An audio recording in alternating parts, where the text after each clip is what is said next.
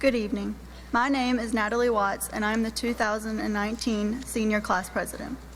Growing up in the Halifax Academy family for the last 13 years, I've come to know every one of my fellow classmates sitting here in front of me tonight. As our time here as students comes to an end, I would like to take a few moments to reflect on our time here together. Like the time in 3rd grade when I paid Cameron, Jesse, and Justin a quarter to lick some of the poles on the playground, but then I cried because I felt bad. That was not my brightest moment, but we all made it here tonight. Or the time in driver's ed with Maddie when I tried to start the car while the engine was already running. And Colton, how could we forget the time that you bought glow sticks at a beta convention, or the time you got a concussion while backpedaling because you couldn't stop staring at Carly? And I don't think any of us will ever forget the icy hot incident, or the moment junior year when Tyler forever became known as Timmy. One thing I will never forget, but definitely won't miss, is walking out to my car every afternoon to find a new dead animal stuck to my windshield. We've definitely had a lot of good moments over the years, but we've also had our moments of hardship and disappointment, but we've always stuck together as a family. We've seen classmates begin to break down and give up, but one of us has always been there to pick them back up again. I've learned a lot from the people sitting here in front of me tonight. Michaela taught me how to cry at the drop of a hat. Maria and Nicholas taught me that if you're going to be late for school, you might as well get food before bothering to show up. Colby taught me the definition of a bad hair day. Cooper taught me that the gym floor can be a very dangerous thing if you're not careful. Luke and Cody taught me how to laugh in some of the worst situations possible. Colton, Ted, and Timmy showed me what it's like to have some of the biggest hearts around. Cameron taught me that you can accomplish anything that you can set your mind to. Bailey, Carly, Michaela, Maddie, and Kayla taught me about friendship, and most importantly, Maddie taught me the definition of strength. I'll never forget these things because I wouldn't be who I am today without them. Senior year definitely wasn't the easiest year for me, but I am forever grateful for the few friendships that got me here today. I would like to thank the teachers who dedicated their time to us over the last 13 years. Thank you to Mr. Merritt for giving me enough merit magic to make it through chemistry. Thank you to Ms. Starnes for always being so patient with us and for being one of the best teachers we could have asked for. Thank you to Ms. Shelburne for working so hard with the journalism staff this year. We truly couldn't have done it without you. Thank you to Mr. Ferguson and Mr. Hurley for making everyone feel so comfortable. Thank you to Ms. Poole for always being our biggest supporter at every sporting event. Thank you to Coach Herman for getting me through driver's ed and never failing to say hello to me in the hallway. Thank you to Ms. Harris for getting us to this moment. I know we're a lot to handle. Thank you to Ms. Little for always being there for us, for sharing your faith with us, and for constantly supporting us every day. There are many more teachers and faculty members that I know we're also grateful for. Thank you to Brittany and Daniel Robertson for all the life lessons, support, and love and compassion over the years. You had a bigger impact on some of our lives than I think you will ever know. I would also like to thank all the friends and family members that have gotten us to this moment. Thank you for all your constant love and support all the years. We love y'all. Lastly, I would like to thank my classmates who have gotten me through the last 13 years. I'm going to miss every second of it. Every ball game, practice, homecoming, prom, field day, and athletic banquet. It all leads up to this. I'm so thankful for all of you and the friendships we've built over the years. You guys were my first friends, and I think out of everyone here, I'm the least ready to say goodbye. But tonight, we're going to walk across this stage and walk out that door as Halifax Academy alumni, and our lives will forever be different. I hope that you always remember the time we've shared together as we go our separate ways. It has truly been an honor to serve as your class president, and I hope that you all know that each one of you impacted my life in some way. I wish you all the best as we go our separate ways and end this chapter in our lives. Thank you.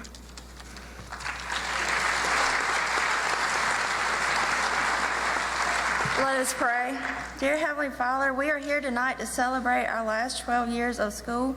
As we have our graduation commencement, we would like to thank our parents, teachers, and headmaster for their dedication and guidance that they have given us through the last 12 years. I ask that you be with us through our commencement and lead us all through our future endeavors. We give you the praise and the glory. In Jesus' name I pray. Amen.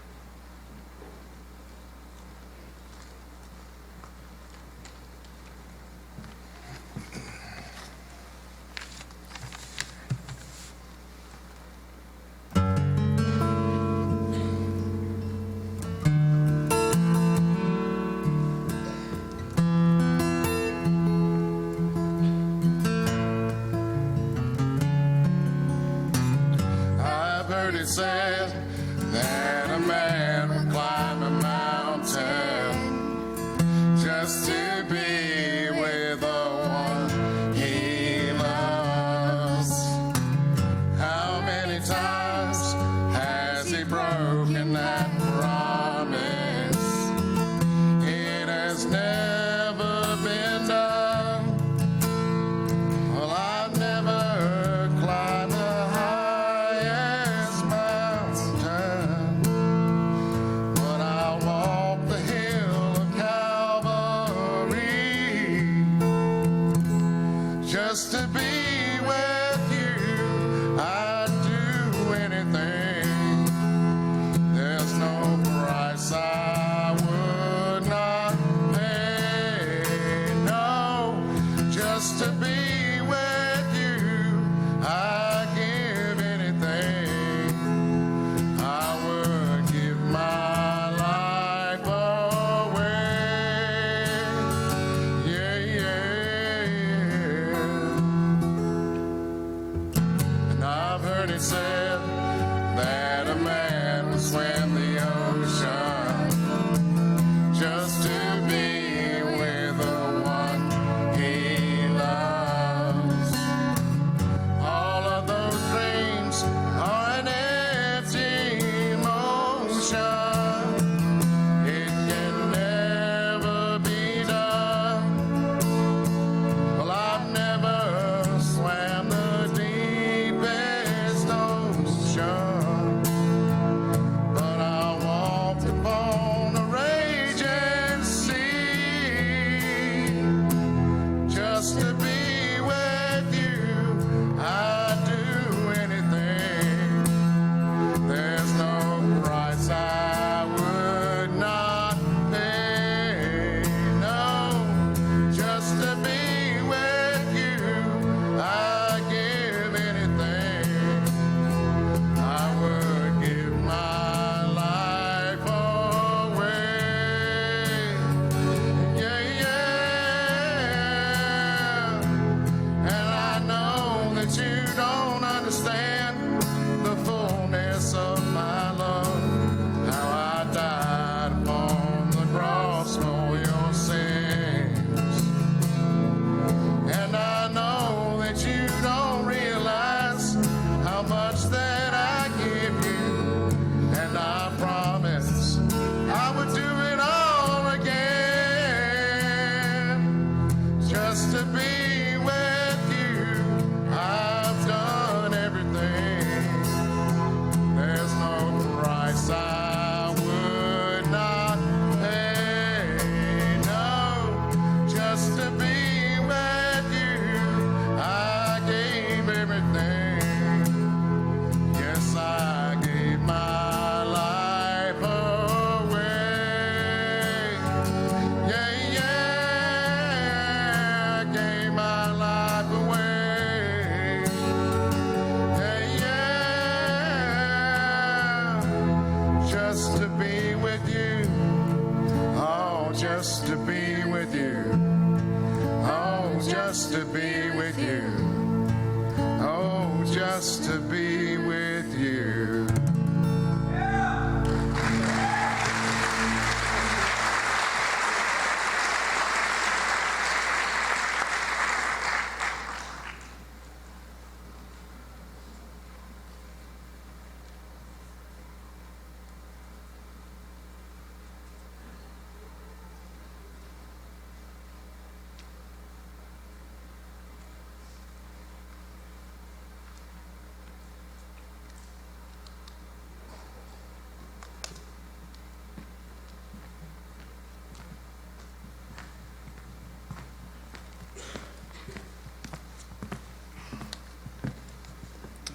Good evening. I'm Cooper, and this is my friend Nick. I would like to thank Nick for leading our class in the class gift this year. And after enduring many splinters on the benches out front of the school, we decided it was about time that we go ahead and replace those. So we donated 4 new benches. and they're at the entryway of the school. And At that time, we also cleaned up the flower beds up front to help beautify the school.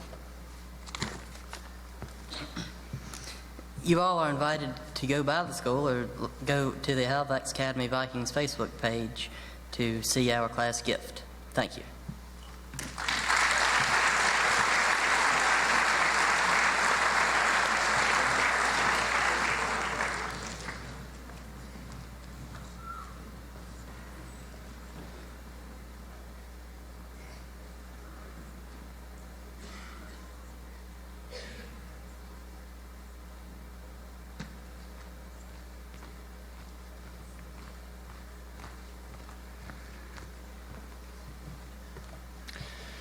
Good evening. To Mr. Ferguson, Ms. Poole, Ms. Harris, faculty, guests, peers, and lastly, the class of 2019, thank you all for being here tonight. I'm Colton Copeland, your class salutatorian, and I would like to begin with a story. When I was 8 years old, I went on my first dove hunt with my father. This became one of my early favorite childhood memories. On the way home, after killing 8 doves with 2 boxes of shells, my father said that he was so proud of me, son. I looked at him and asked, what does proud feel like? He immediately responded, it's the best feeling in the world. At that time, I was so young, I really didn't know quite what he was talking about, but as I've grown older, the word proud has developed to be very important to me. It's much more than a word, it really is the best feeling in the world. I believe the ultimate goal for someone should be that everything they do throughout their life should be something that makes them proud. I'm proud to be a Christian, an American, a student, and soon to be a proud alumni of Halifax Academy. I'm proud to be a Christian living in this world where it's becoming less and less popular. We were all lucky enough to go to a school where prayer and devotion was a part of every day. I'm thankful to now have the opportunity to go to a university as deeply rooted in Christianity as Campbell University. As a graduating class, we have the opportunity to go out into this world and do great things. America is a land of freedom and opportunities unequaled. It is also crucial, though, that we keep our faith. Jeremiah 29:11 says, "For I know the plans I have for you, declares the Lord, plans to prosper you and not to harm you, to give you a future and a hope." There's going to be tough times ahead for all of us, and there's already been tough times, but the struggles make us stronger and better as a people. People love to hate on tiny little Halifax Academy, but I'm proud to say, like many of my classmates, that I've been here since kindergarten in Miss Corn's class. Rest in peace to Roscoe the Rabbit.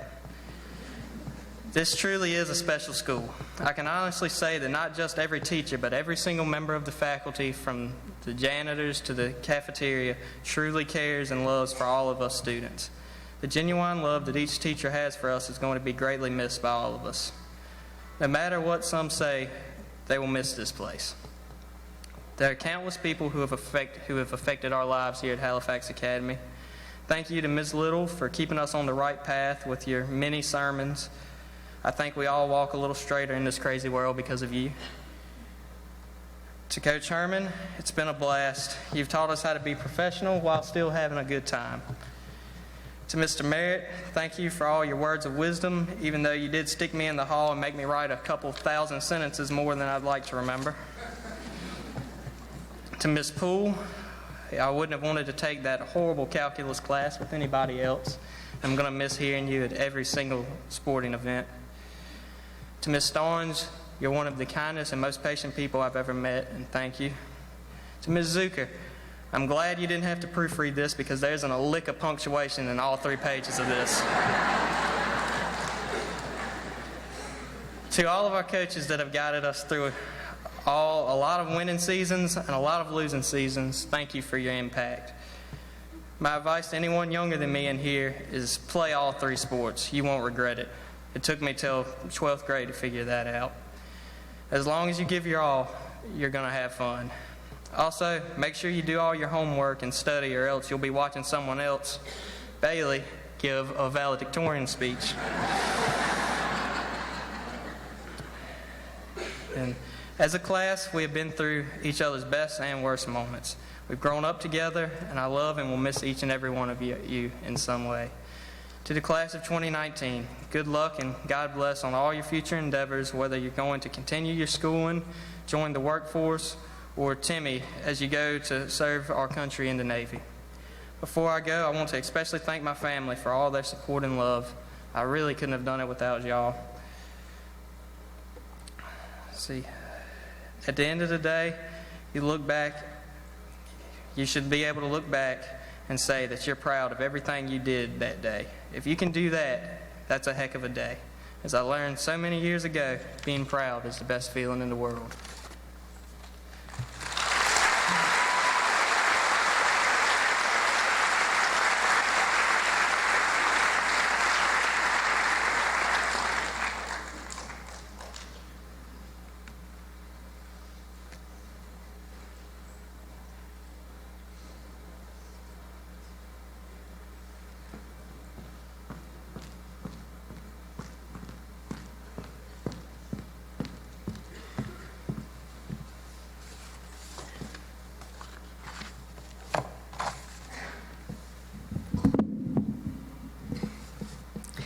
Good evening. I'm Bailey Robertson, the class of 2019's valedictorian.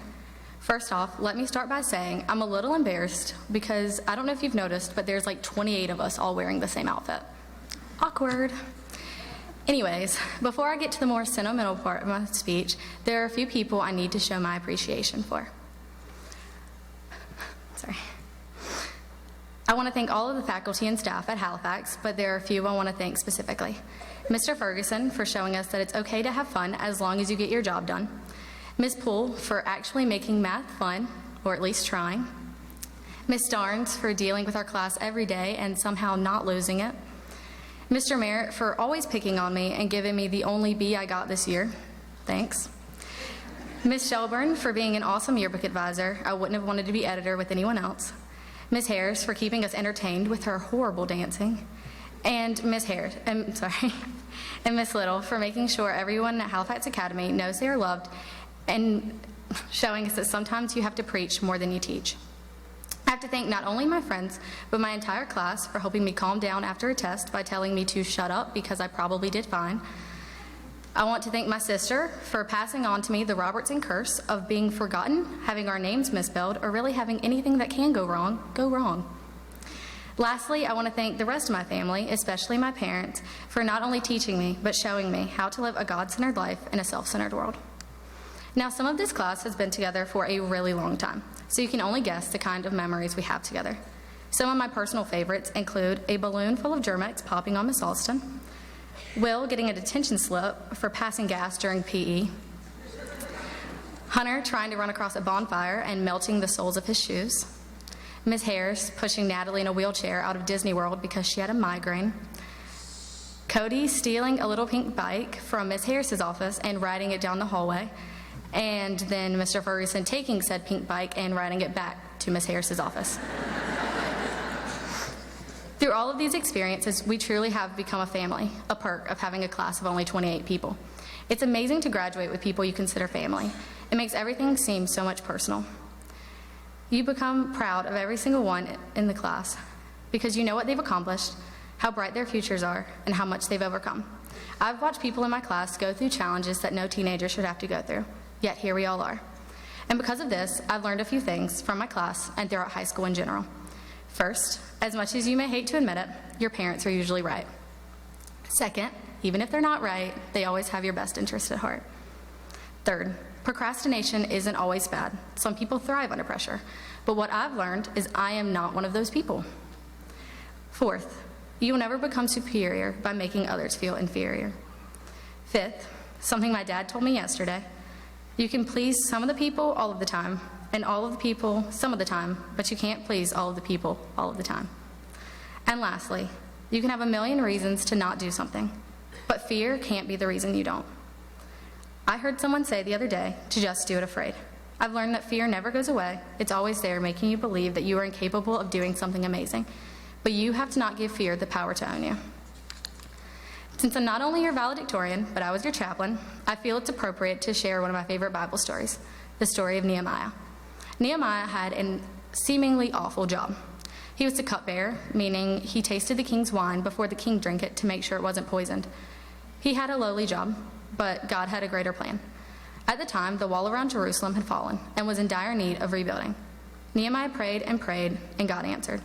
One day, the king asked Nehemiah what was wrong. Now, what are the odds that the king would notice such a servant as Nehemiah? But nonetheless, he did. The story goes on, but I'm going to stop there. Through many trials, he built the wall, and I'm sure that we've all watched the news and seen the kind of world we live in. We know it needs changing, but what could we do? We're just high school students, almost alumni, from a small private school in Roanoke Rapids, North Carolina. We let age, lack of superiority, location, etc. determine if we allow God to work through us. But think about Nehemiah. He was nothing more than a servant whose job was to risk his life every day for the king. Yet God used him. So as we head off to college, I challenge my class to allow God to work through you, despite your age or where you came from or where you may be going.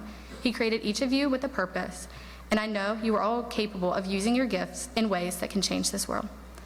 All in all, this was the best year I ever had.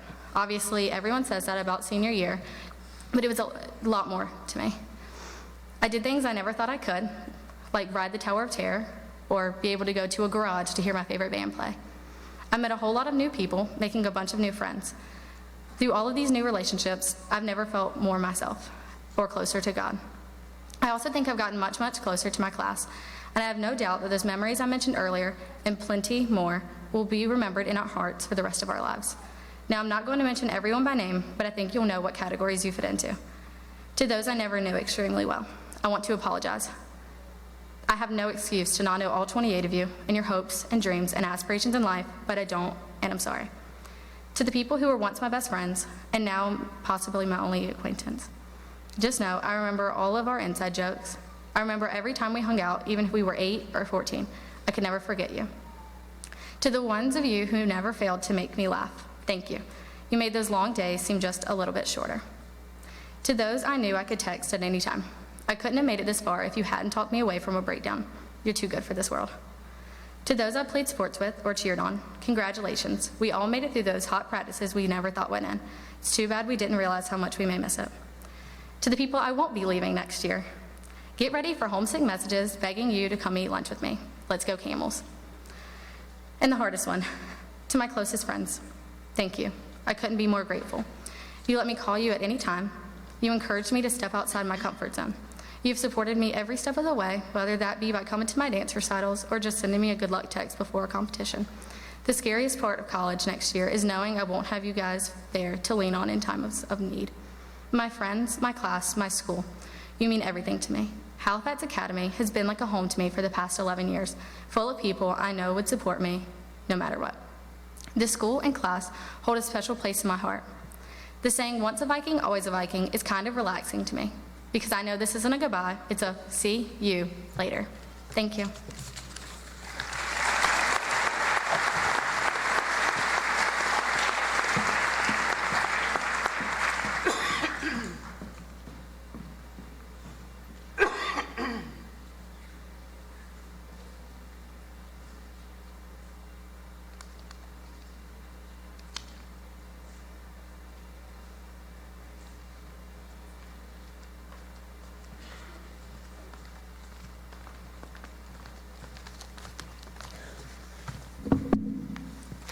Our scripture reading for this evening comes from Mark 8:36. For what shall it profit a man if he shall gain the whole world and lose his own soul? Tonight, I have the privilege of introducing our guest speaker, Mr. Tony Herman. Mr. Herman has been married to his wife, Norma Jean, for almost 47 years. They have one son, Brad, who lives in Cashiers, North Carolina. As we know him, Coach Herman, he graduated from Atlantic Christian College in 1972. He taught at Northampton County High School in Conway, North Carolina for 30 years. Halifax Academy has been blessed to have him on staff for the last 16 years. In his spare time, Coach Herman enjoys spending time in nature, shooting his bow, hunting, and riding his bicycle. Coach Herman has taught us many life lessons. He is more than a teacher. He is a role model and a mentor. Coach Herman has not only taught me to drive, but also pushed me to do my best without cutting corners. He helped me become the man I am today. It is my pleasure to introduce you, Coach Tony Herman.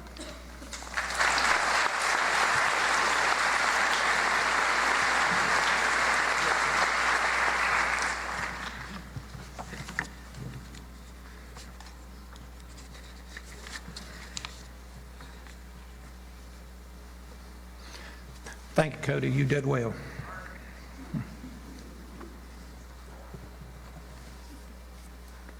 The old cliche, to save the best for last, certainly doesn't apply tonight.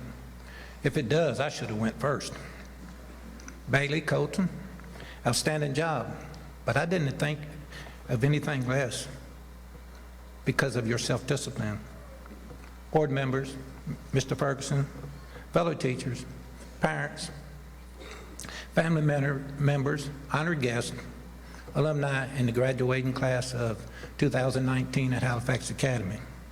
It is my privilege to have this opportunity to speak at such a prestigious event. Tonight's graduation is a great occasion for everyone to celebrate each of you for your achievements, your perseverance, your successes, and your choices. Everyone here tonight is here because they care and love each of you. With Miss Little's permission, I would like to refer to her charge last year. Colton's already said it, Jeremiah 29:11.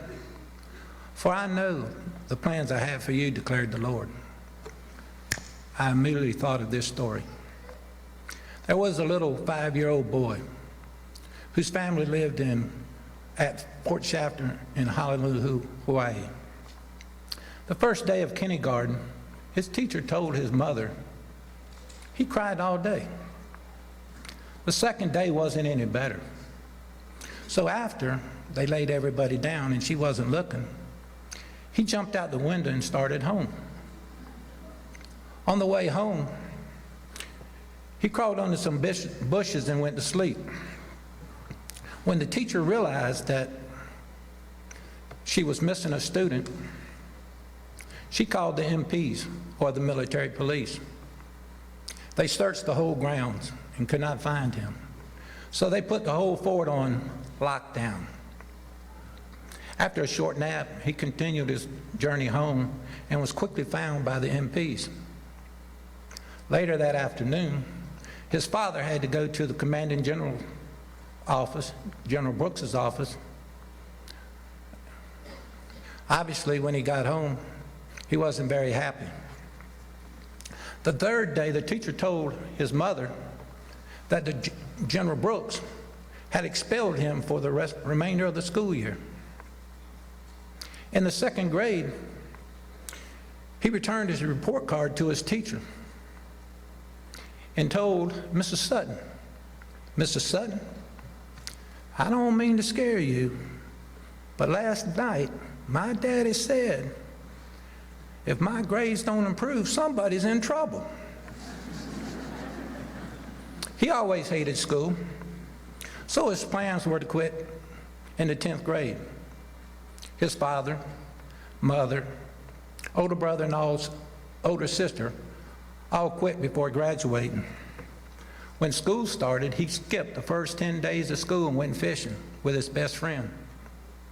However, his PE teacher coach came to see him that weekend and talked Coach Barone and talked him into returning to school. His senior year, his guidance counselor, Mrs. Wright, told him, you need to join the Army. You're not college material. Regardless of her comments, after graduating from high school, he went to college to become a PE teacher coach to emulate the person who positively impacted his life. His government name is John Anthony. You know him by Tony. That little boy was me. Yes, I got expelled from kindergarten.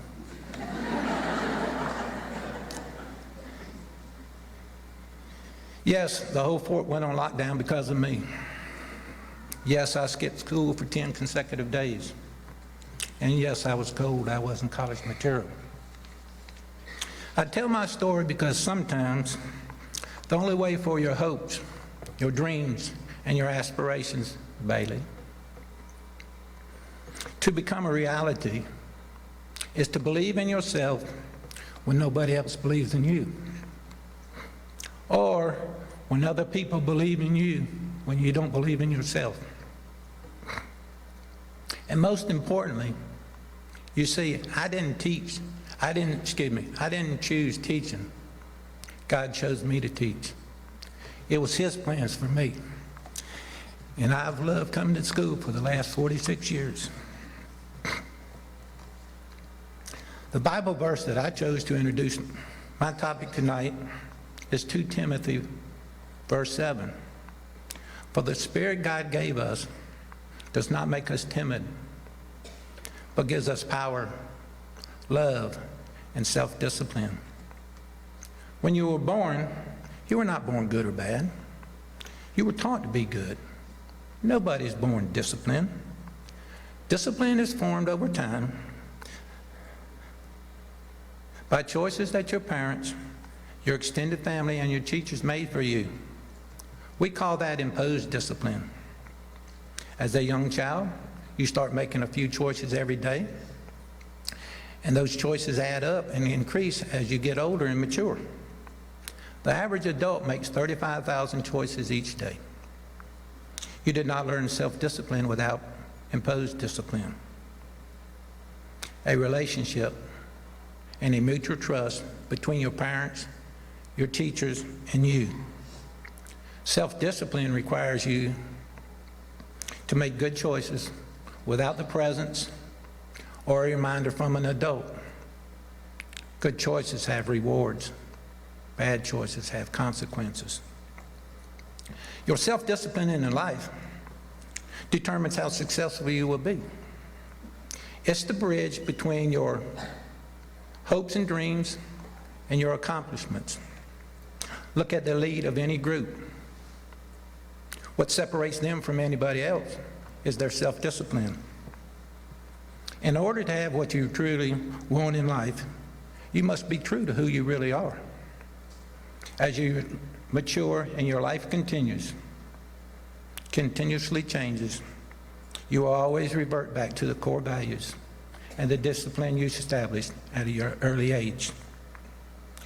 Without realizing it, you've become your own personal math equation. The sum of all the people in your lives, the choices that you've made, and the discipline that you have established for you. Graduates, how strong is your discipline? I simply ask that you can do more with your mind to the possibility that you can do more.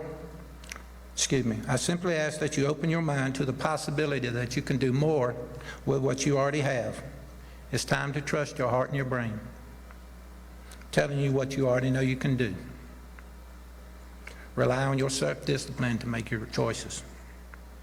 While pursuing your goals, never forget all the wonderful people here tonight that has helped you get here. Work hard, be kind, and always seek God's will in everything you do.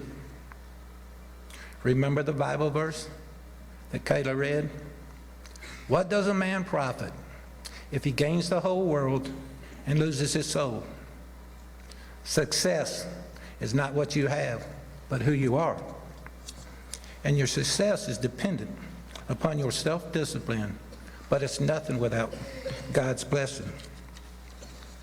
And finally, the Bible verse that will lead us into my charge is 1 Corinthians chapter 10, verse 24. Try to do what's good for others, not just what's good for you. So here's my charge to you. This story is told by a father of a little boy named Tommy, who was born with physical and mental disabilities. Tommy and I walked past the park one afternoon after school where there were some boys playing baseball that Tommy knew. Tommy asked, "Daddy, do you think they would let me play?" I knew most of the boys didn't want somebody like Tommy to play on their team. But as a father, I also knew that if he could be accepted in spite of his disabilities, that it would give him a great sense of belonging and self-confidence in himself. I approached one of the boys on the field and asked, "Do you think Tommy can play?" The little boy turned around for some guidance, turned back around and said, "It's in the 6th inning. We're losing by 6 runs. But I guess Tommy can be on our team, and we'll try to get him to bat in the 7th inning." Tommy struggled over to the team bench. One of the little boys tried to explain to him, "We only have one jersey left. It's probably too big. It's a large, but it's number 12. He said, "Number 12? Number 12? That was my daddy's number. Now I can be like my daddy." His new teammates helped him put his jersey on, while I watched with tears in my eyes and warmth in my heart because of my son being accepted. In the 6th inning, Tommy got the opportunity to go out in right field and play, even though no balls came his way. He was ecstatic just to be on the field and be a part of a team. He was grinning from ear to ear as I waved to him from the stands. I was so proud. In the bottom of the 7th inning, Tommy's team scored some more runs. Now with 2 outs and the bases loaded, the potential winning run was coming to the plate, and it was Tommy's turn to bat. At this junction, would they let Tommy bat and give up all hopes of them winning the game? Or let the best player in the whole league, who already hit 3 home runs today, bat instead? Surprisingly, Tommy was given a bat. He walked up to the plate, and everybody knew that the game was over because it was impossible for him to hit a ball. He had never had the opportunity to even hold a bat, let alone swing one. However, as Tommy stepped to the plate, the pitcher realized that the other team was giving up all their chances to win this game for a moment in Tommy's life. So he took a few steps forward to toss the ball underhanded to Tommy so he could at least make contact. The first pitch came. Tommy swung clumsily, and missed. The pitcher again took a few steps closer to toss the ball softly towards Tommy. As the pitch came, Tommy swung and hit a slow ground ball right back to the pitcher. I thought, the game was over. All the pitcher has to do is throw the ball to the first baseman, and they win the game. However, the pitcher threw the ball over the first baseman's head, out into foul territory in right field. Not knowing what to do, Tommy was still standing at home plate. All his teammates started yelling, "Tommy, Tommy, run to first, run to first." Never in his life had Tommy ever ran that far. But he made it to first base. He was scampering down that line. The first base coach pointed him to second and told him, "Tommy, run to second, run to second." Catching his breath, he awkwardly ran towards second. But by then, the right fielder had the ball in his hands. The littlest boy on his team now had the opportunity to be the hero of the day, to throw this ball to the shortstop for the tag, and Tommy would be out.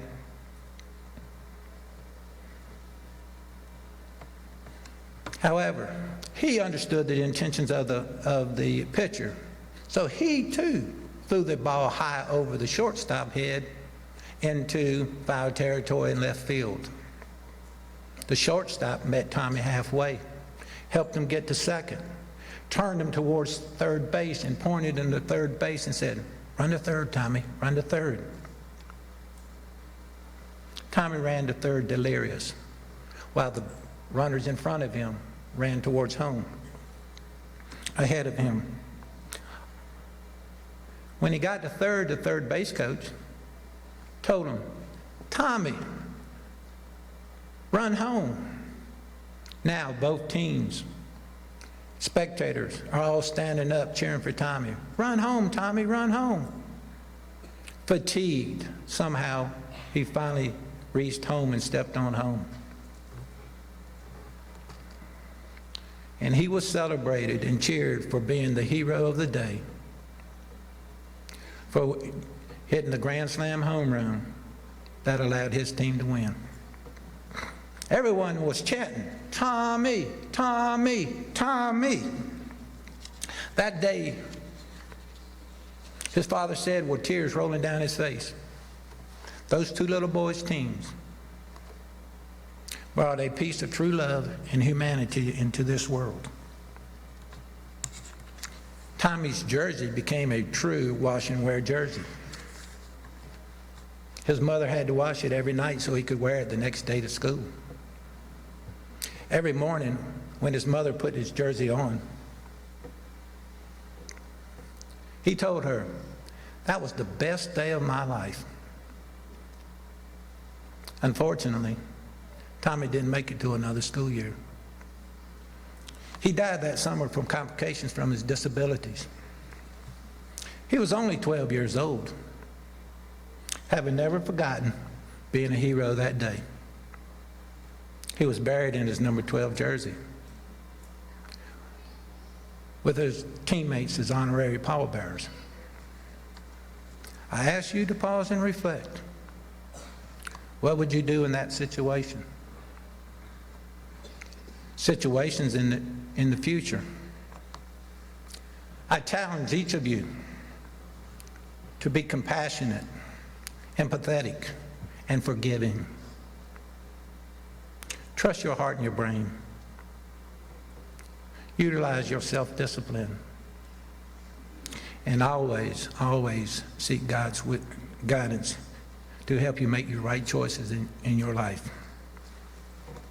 As always, PGF, and God bless. Thank you.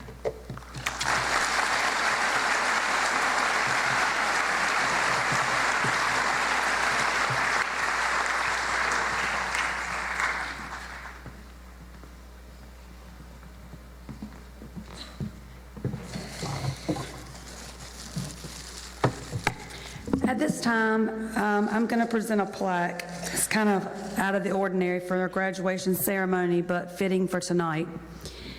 As most of you know, Mr. Herman is retiring this year, and as we all regret it for us, we are very excited for him. And I thought about a whole lot of things that I could say about Mr. Herman tonight, but we don't have that much time, and these guys want to graduate. I think you all know what I would say anyway. But at this time, if Mr. Herman would come up, I'd like to present him a plaque from the school. Tony Herman has completed 16 years of service to Halifax Academy. The walls of this school will feel hollow. The corridors will feel empty, and the classrooms will feel lifeless. Without his inspirational presence of a teacher like you. Your retirement is a big loss to us, but we wish you the best in the future. Teachers like you are the reason ordinary children grow up to be outstanding adults.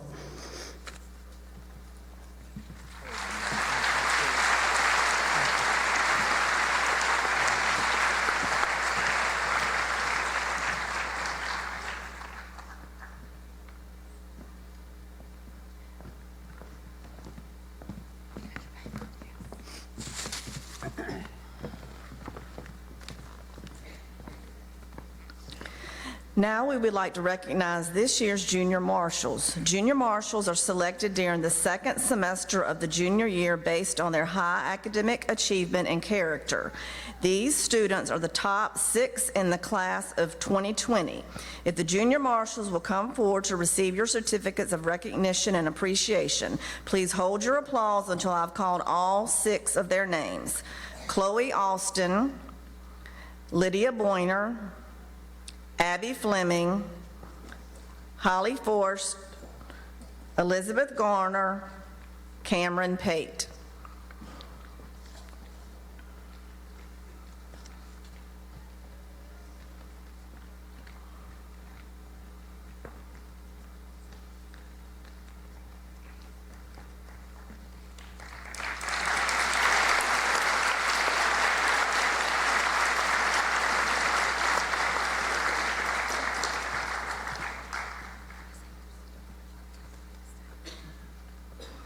Thank you.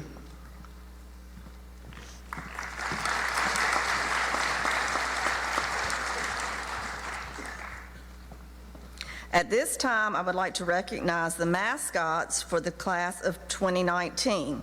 Hadley Lane Cook is the daughter of Corey and Heather Cook, and Lyndon Lee Clements is the son of Luke and Jessica Clements. Hadley and Lyndon, please come forward to receive your certificates. And Hadley and Lyndon recently completed the kindergarten.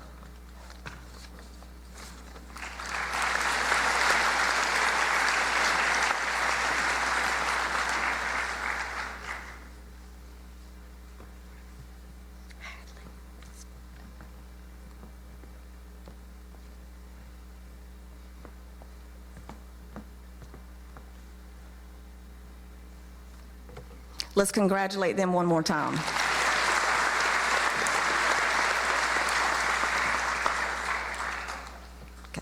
At this time, I would like to present scholarships to the following students. Please come forward to accept these awards. The J.H. Newell Award is given annually to a female and male who, in the judgment of the faculty, are considered to be best all around. The criteria for this award are based on 4 categories: attitude towards school, teachers, and community, cumulative grade point average, club membership and participation throughout high school, and sports participation. This year's female recipient is a young lady who has been active for the past 4 years in our chapters of the National Senior Beta, Octagon, and Monogram clubs. She also has been involved in the Student Government Association during her high school career, most recently holding the position of Student Government Association President. She was named our 2018 Homecoming Queen. This young lady participated in our volleyball, swim, and soccer teams in addition to cheering during her senior year. She served on journalism staff during the past 3 years, serving as co-editor this past year. She has earned the distinction of being a junior marshal. This year's female recipient of the J.H. Newell Award is given to Carly Eason.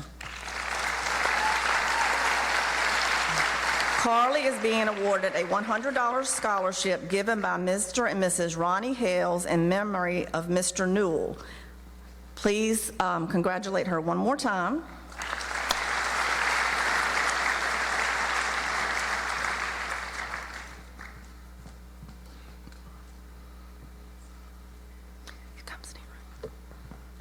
This year's male recipient is a young man who has been active for the past 4 years in our chapters of the National Senior Beta, Octagon, and Monogram clubs, as well as the Quiz Bowl team's captain.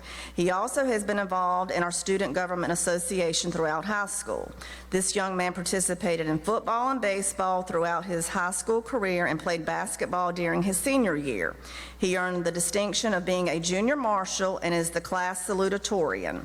This year's recipient of the J.H. Newell Award is given to Colton Copeland. Colton is being awarded a $100 scholarship given by Mr. and Mrs. Ronnie Hales in memory of Mr. Newell.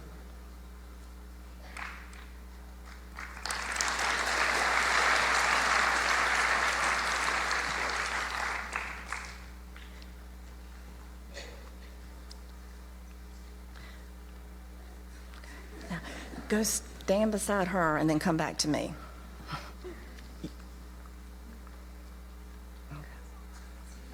Okay. All right, Colton, you come back. The Gregory Neal Davis, actually, Colton, go back over to Mr. Ferguson. The Gregory Neal Davis Memorial Scholarship in the amount of $500 has been established in memory of Greg by his parents and Mr. and Mrs. James Skilton. Greg was the salutatorian of his graduating class at Halifax Academy. This scholarship is being awarded to the salutatorian of the class of 2019 for his hard work throughout his school career. Please join me in congratulating Colton Copeland.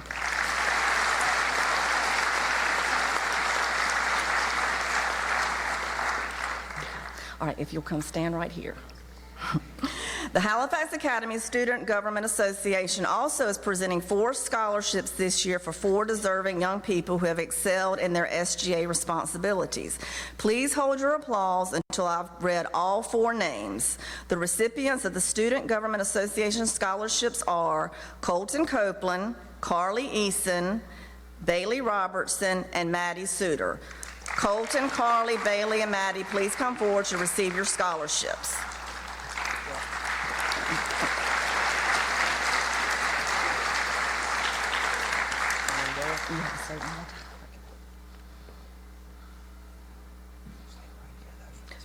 Let them get beside you. You can step forward a little bit. Y'all step forward. And congratulations to these students. Colton, come back.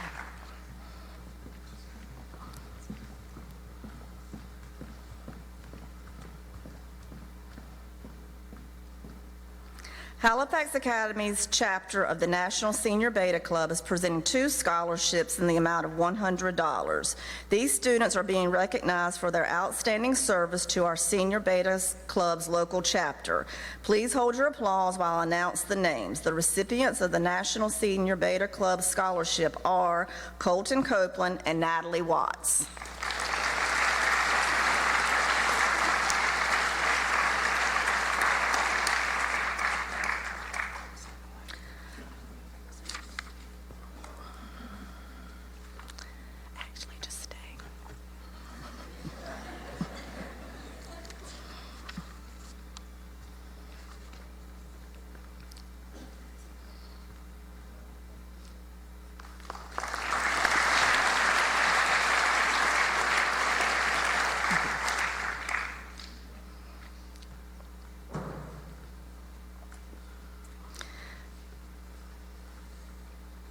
Josh Curl attended Halifax Academy from kindergarten through 12th grade.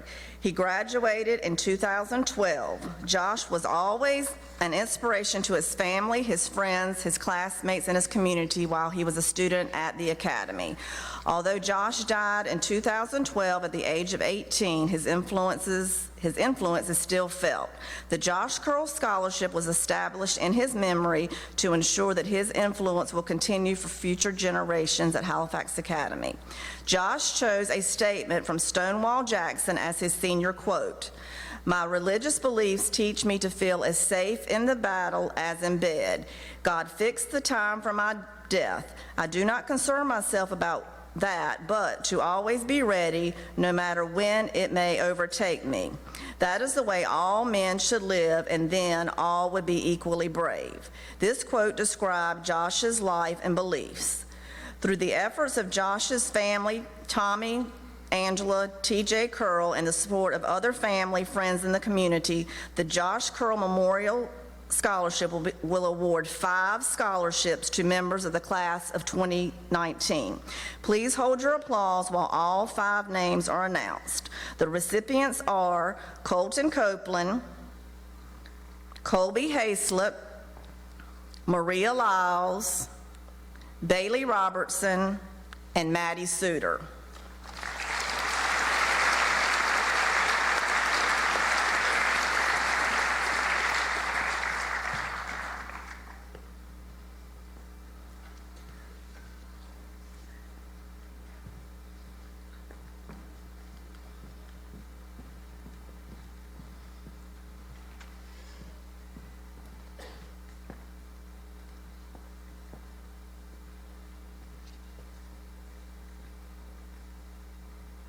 Congratulations to these students. You can.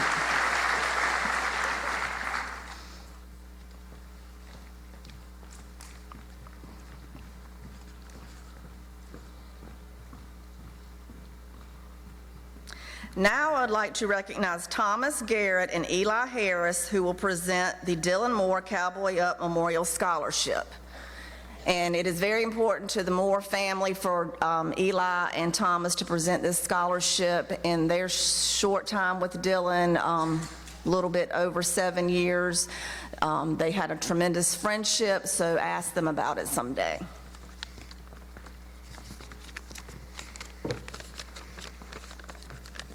Cowboy up has several different meanings. Tough up, get back on your horse, don't back down, don't give up, and do the best you can with the hand you're dealt. If there's ever been a true cowboy, Dylan was it. The recipient of this scholarship should be chosen based on the following cowboy characteristics. Honesty. The highest badge of honor a person can wear is honesty. A cowboy always tells the truth. Respect. If you want to be respected, you must respect others. It's the cowboy way. Sunny attitude. A good cowboy always has a positive attitude, whether it be with horses or people, because every trail has some puddles. Modesty. Your good deeds always come to light, so a cowboy doesn't boast or show off. Courage. Courage is being scared to death, but sallying up anyway. Kindness. A cowboy is always helpful. When anyone's in trouble, he always lends a helping hand. Intelligence. A cowboy learns from his mistakes. Never squat with your spurs on. Flexibility.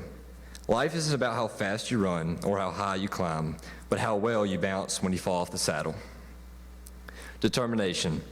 A cowboy always gives it all he's got. When he's in a pinch, he tightens up his cinch and rides right through it, because that's the way the Duke would do it. And firm in beliefs. A cowboy always stands by what he believes in, even if others disagree. He pulls his hat down tight and doesn't back down from what's right. This year's recipient of the Dylan Moore Cowboy Up Scholarship is Will Wright. Please come forward and receive your award.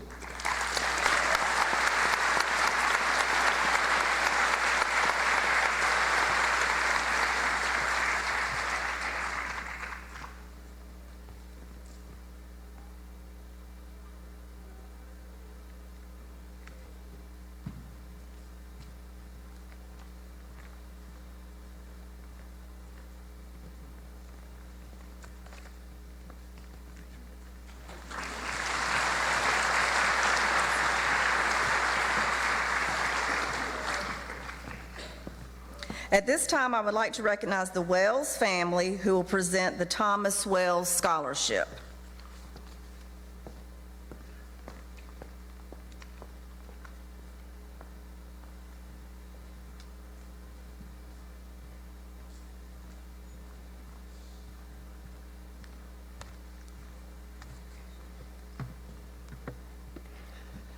Good evening. Congratulations, class of 2019. I want to thank you for allowing me the opportunity to be here tonight to honor my son and represent ABCs of Hope while celebrating this milestone in your life. My name is Brian Wells, and I am the president and founder of ABCs of Hope, which is a faith-based 501c3 not-for-profit that provides pastoral support, emotional care, and resources to families who have suffered the loss of a child and to children who have lost family members. In 2013, my wife Leslie and I, along with my oldest son Wesley, witnessed our son Thomas get hit and killed by a car. Thomas was a second grader at Halifax Academy and only 7 years old at the time of his death. As you can imagine, this horrific and tragic accident changed our lives. At times we were overwhelmed with sorrow and sadness that comes with such grief. At times we were angry with God and questioned why. At times we felt like there was no hope. But Thomas's story reminds us that there is hope. Hope when we face the greatest challenges in life. And you guys will have challenges as you enter college, but never lose hope. The day before Thomas was killed, we overheard him explain God's plan of salvation to a salamander. And that plan is what gives us hope. He explained to the salamander that God has a simple plan for salvation, which promises eternity in heaven. And that plan only involves the acceptance of a gift. Thomas used the acronym ABC to share that plan. He said you had to A, admit that you're a sinner. B, believe that God sent his son Jesus down the cross to forgive us of that sin. And see, confess with your mouth that Jesus is Lord and that God raised him from the dead, and you'll be saved. Thomas had placed his faith and trust in Jesus and accepted that gift from God. That plan is what gives us hope. And my prayer for you guys is that you will place your hope in that plan. Our scholarship application process challenges students to think about how they will share that hope on their college campus. We simply ask, in 500 words or less, tell us how you plan to spread the love of Jesus on your college campus. This year's recipient of the $1,000 Thomas Wells Scholarship shared her personal faith as a Christian and how she has shared her faith with others, and also how she plans not only to share her faith at college, but in her everyday life. We hope that this scholarship will help this graduate grow in her faith, not only at UNCW in the fall, but also as she serves others this summer as an intern at the meeting place in Ecuador. It is with a great honor and privilege to award the 2019 Thomas Wells Scholarship to Maria Lyles.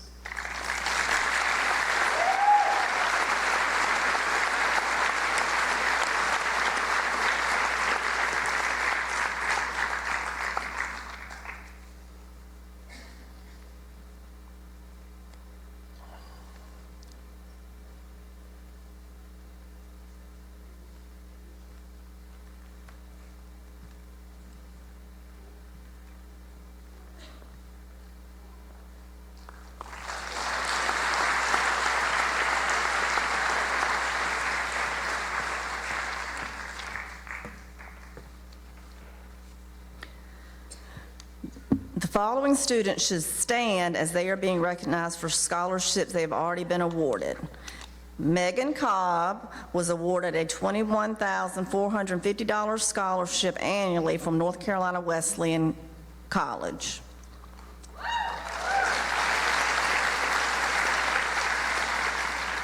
Congratulations, Megan. Colton Copeland was awarded Campbell University's Presidential Scholarship in the amount of $19,000 annually, in addition to $2,000 annually for his high academic ranking in his graduating class, as well as another $2,000 in other scholarship monies from Campbell University. Colton also received the Halifax County Farm Bureau Scholarship in the amount of $4,000 towards his 4 years of college. Colton also was named the Burger King Scholar and was awarded $1,000. Congratulations, Colton.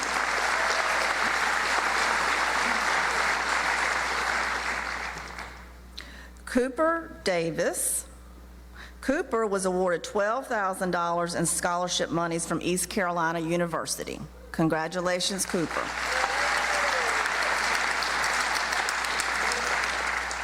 Carly Eason. Carly was named UNC Wilmington as a SOAR ambassador and will receive over $34,000 during her 4 years at UNC Wilmington. Carly also received the Golden Leaf Scholarship in the amount of $12,000. Congratulations, Carly.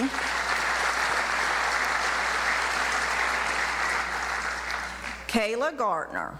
Kayla received the Golden Heart Scholarship in memory of Wesley Poitras in the amount of $500. Kayla also received the Coach Mike Newsom Scholarship in the amount of $150. Congratulations, Kayla.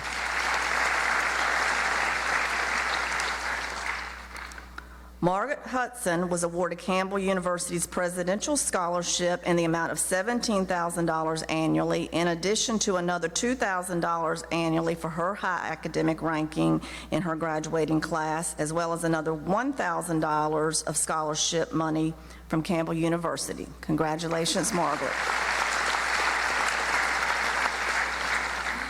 Nicholas Mohorn. Nick received the Halifax County Farm Bureau Scholarship in the amount of $4,000. Nick also was awarded the Lorraine R. Brown Scholarship from Halifax Electric Membership Cooperative in the amount of $250. Congratulations, Nick. Bailey Robertson. Bailey was awarded Campbell University's Presidential Scholarship in the amount of $17,000 annually, in addition to $2,000 annually for her high academic ranking in her graduating class, as well as $7,500 in other scholarship monies from Campbell University. Bailey also received the Luther H. Butler Scholarship from the North Carolina Baptist Foundation. Bailey also received a $3,000 scholarship for being named the runner-up for the 2019 Distinguished Young Woman of the Roanoke Valley.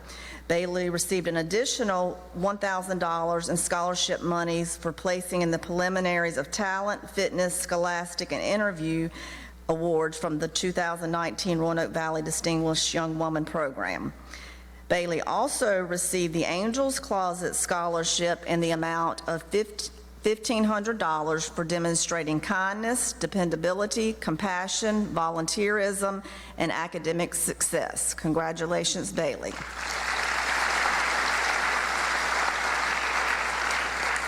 And Maddie Suter. Maddie was awarded a $3,000 educational scholarship from Franklin Baptist Church in Franklin, Virginia. Congratulations to Maddie. At this time, I will recognize Chloe Austin, who will explain the significance of the sashes and cords that are worn tonight by our graduates.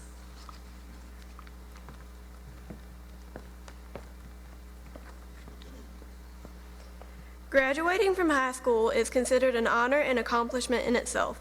Part of the observance of graduation involves the wearing of the cap, gown, and other ceremonial accessories such as honor, service, and extracurricular activity cords to mark this important milestone. Cords come in different colors, and each color has a special significance.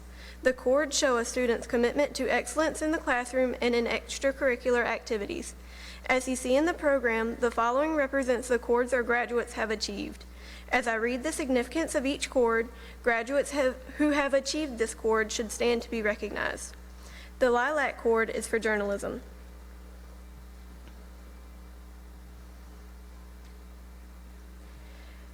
The white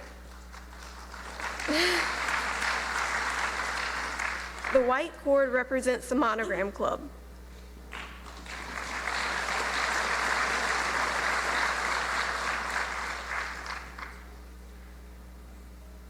The royal blue cord is for the Octagon Club.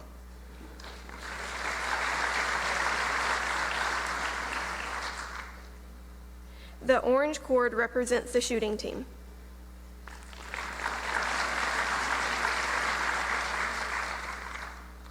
The light blue cord represents the quiz bowl team.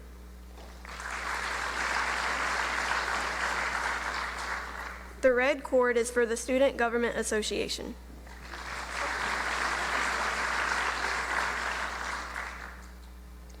And finally, the gold sash represents membership in the National Senior Beta Club. Additionally, the white sash represents a valedictorian and salutatorian, as well as membership in the National Senior Beta Club. Honor students who are members of the National Senior Beta Club achieved and maintained a cumulative grade point average of 90 or above throughout high school and display character and leadership. Congratulations to all these graduates for working hard and achieving these extra recognitions. In a moment, the names of Halifax Academy's National Senior Beta Club members will be announced, and they will come forward to receive a small memento of their accomplishments.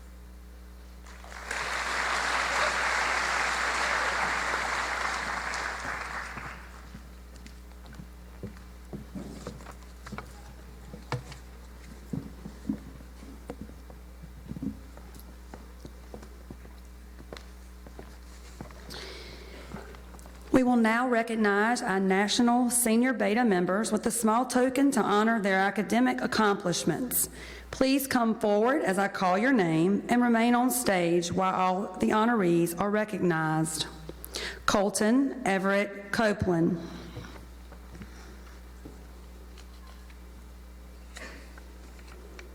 Cooper McLean Davis.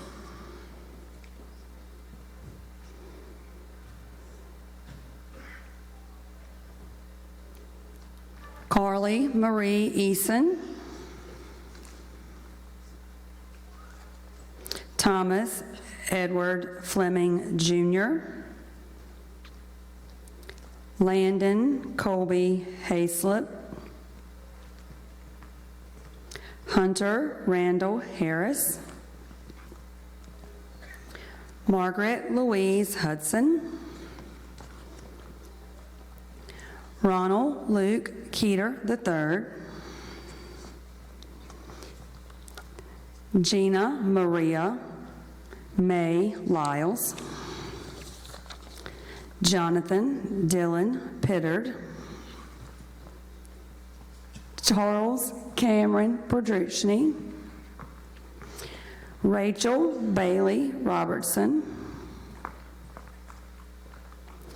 Paul Vincent Rogerson. I think I said Rogerson, it's Robertson. Madison Bridgers Suter, and Natalie Michelle Watts.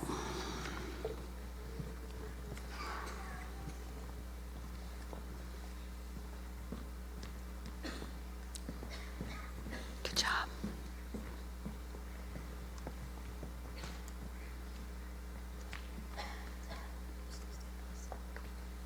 That's okay. Please join me in congratulating these seniors on their academic accomplishments.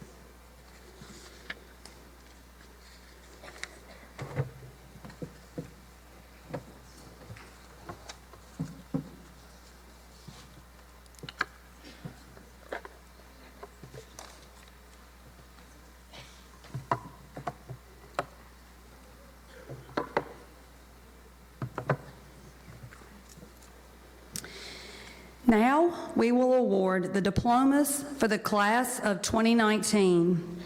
We ask for your cooperation in helping us to maintain the dignity and honor that brings all of us to this special occasion. We invite the family of each graduate to stand while their loved one is receiving their diploma. And now we will begin awarding diplomas. Thank you.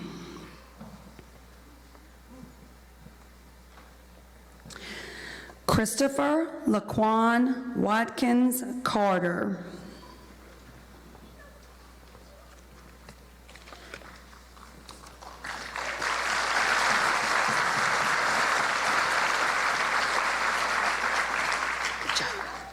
Michaela Wilson Clements.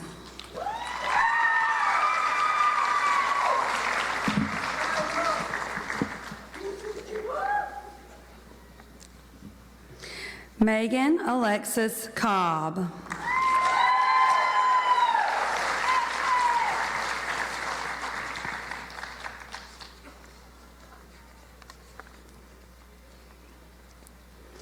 Justin Tyler Connor.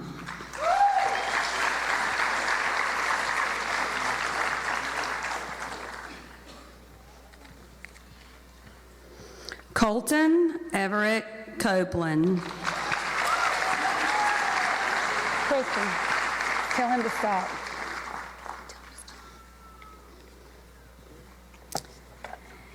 In recognition of unwavering integrity, exemplary dedication, and a spirit of exceptional determination, we, the faculty and staff of Halifax Academy, wish to congratulate Colton Everett Copeland on achieving the respect and recognition deserving him as salutatorian of the Halifax Academy graduating class of 2019.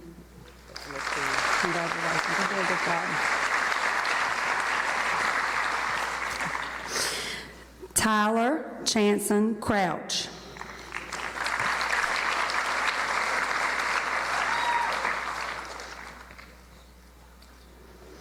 Cooper McLean Davis.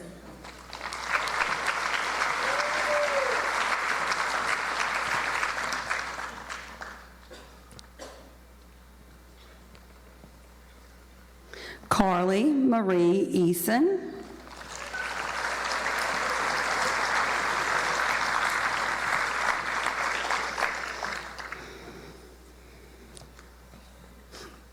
Thomas Edward Fleming, Jr.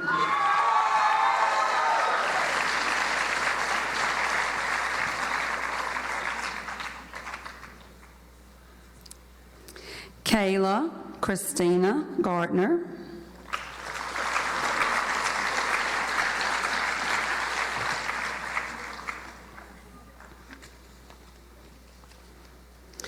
Landon Colby Hayslip.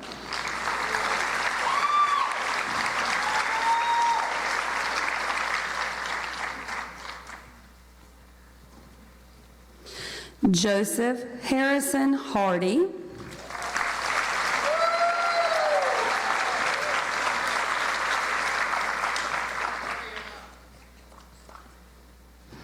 Hunter Randall Harris.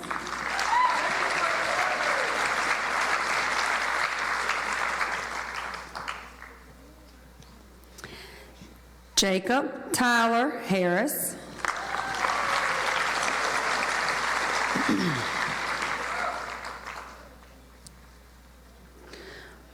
Margaret Louise Hudson.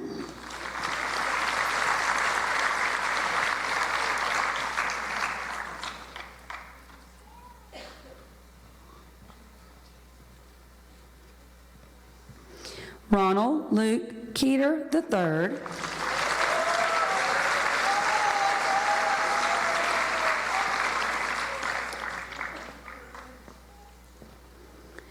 Gina Maria May Lyles.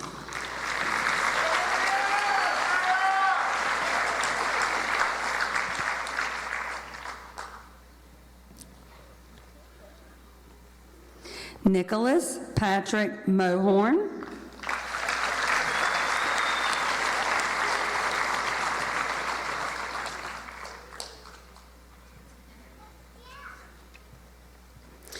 Jonathan Dillon Pittard.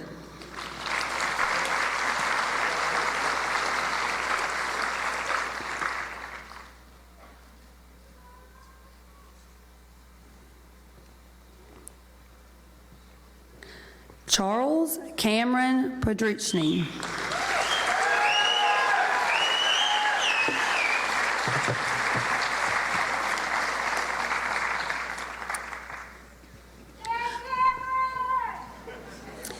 Rachel Bailey Robertson.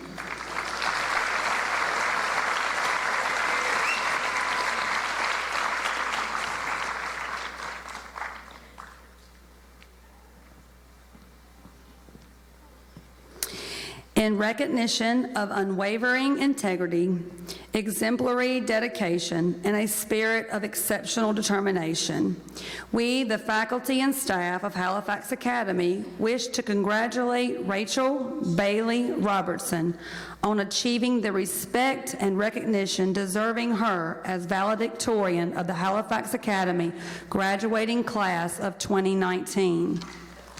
Congratulations.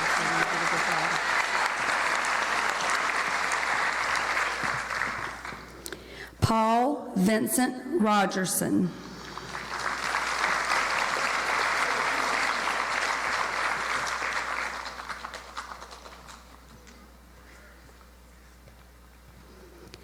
Justin Thomas Rose.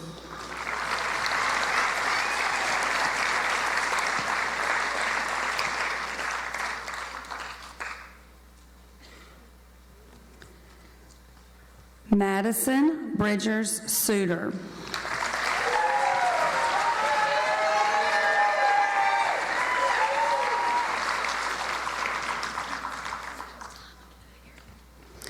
Natalie Michelle Watts.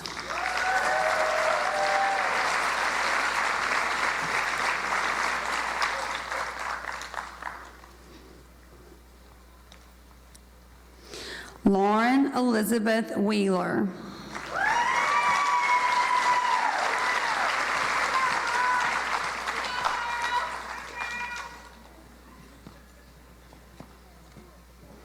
Cody Macklin Wood.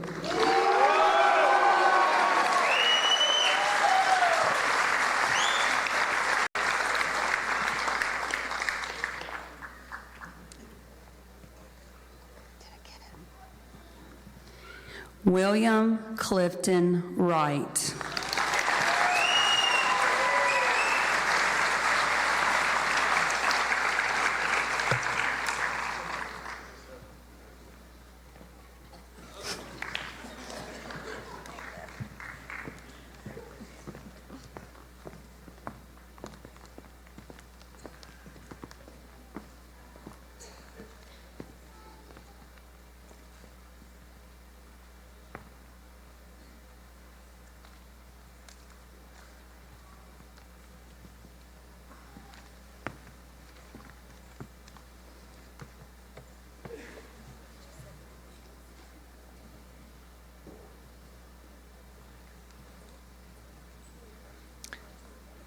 Seniors, please rise.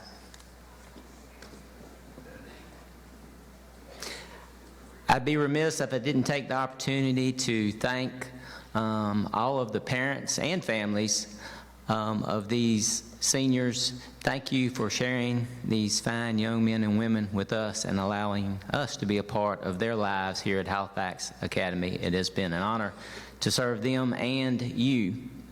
And now, on behalf of the Board of Trustees and the faculty and staff of Halifax Academy, I declare you graduates of Halifax Academy. You may turn your tassels.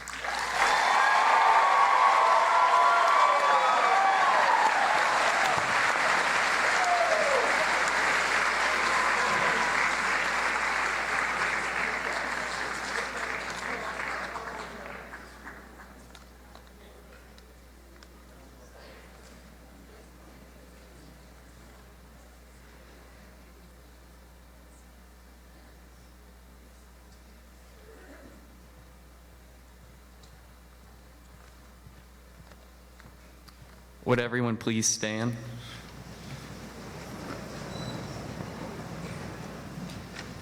Let us pray. Dear Jesus, thank you for this night, and thank you for the graduates, for all of us making it through these years at Halifax Academy. Thank you for our parents, our teachers, everyone at school and out of school who has helped us through these times. I pray that we follow you and seek your will as we go forward, and that we will put you at the center of everything we do. In Jesus' name I pray, amen.